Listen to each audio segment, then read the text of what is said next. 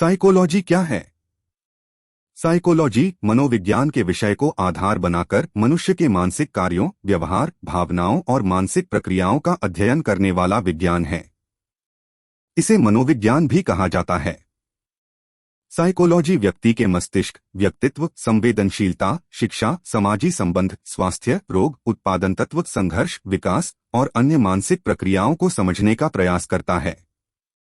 Psychology के अध्ययन से हमें यह समझ मिलता है कि मनुष्य के विचार, भावनाएं और व्यवहार कैसे उत्पन्न होते हैं और इनका क्या प्रभाव होता है। यह ज्ञान हमें स्वयं को समझने, अपने संघर्षों और समस्याओं को समझने और अपने और दूसरों के मानसिक स्वास्थ्य को सुधारने में मदद करता है।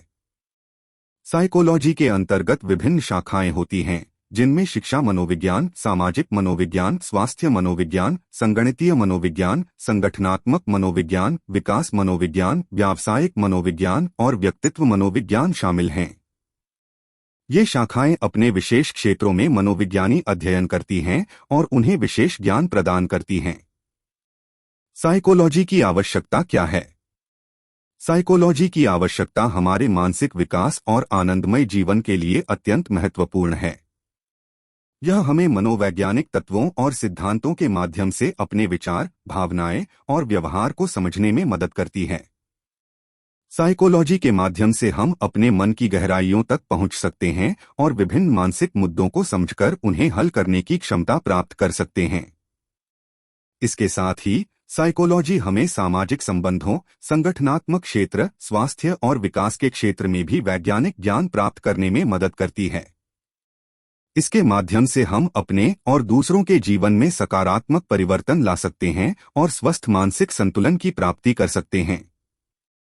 इसलिए साइकोलॉजी हमारी दैनिक जीवन में स्वयं को समझने और उन्नति करने का महत्वपूर्ण साधन है।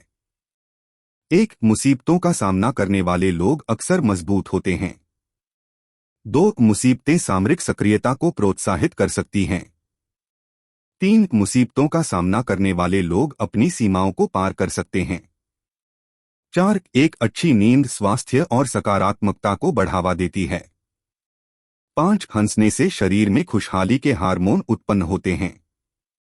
6 स्नान करने से ध्यान और ताकत में सुधार होता है।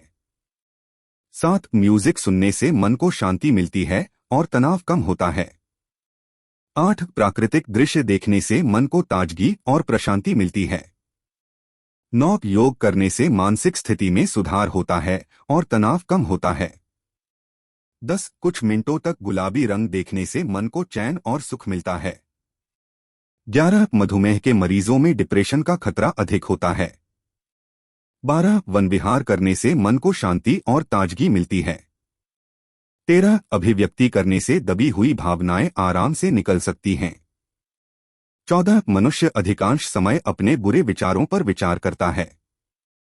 15 अभिव्यक्ति के दौरान शरीर में उत्कृष्टता की भावना होती है। 16 मनुष्य की सोच उसके स्वाभाविक रहस्यों को प्रकट कर सकती है। 17 संगीत ध्यान में रहने की क्षमता को बढ़ाता है और मन को स्थिर करता है। 18 योग्य सफलता के लिए निर्धारित लक्ष्य के साथ प्रयास करना आवश्यक है। 19 मानसिक शक्ति के लिए व्यायाम करना महत्वपूर्ण है। 20 अच्छे दोस्तों का होना आत्मविश्वास को बढ़ावा देता है। अगर आपको ये वीडियो पसंद आई हो तो अपने सभी दोस्तों को ये वीडियो शेयर जरूर करें और हमारे चैनल को सब्सक्राइब करना ना भूलें।